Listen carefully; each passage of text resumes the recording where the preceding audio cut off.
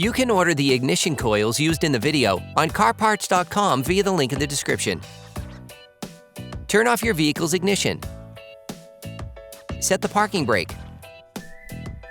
Pull the hood release handle and open the hood.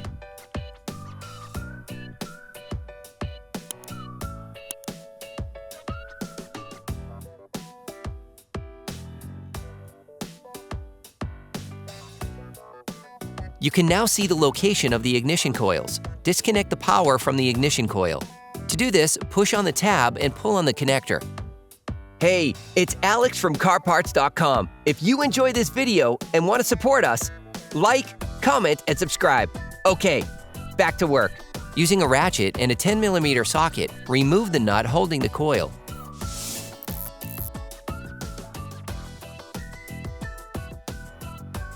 You can now carefully remove the coil, making small lateral back and forward movements. Tip: we recommend using a thin plastic tube taped to the end of a vacuum to properly clean around the spark plug.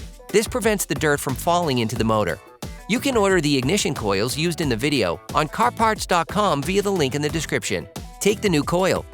Put the coil back, pushing it in as far as possible. You can then screw the nut back in using a ratchet.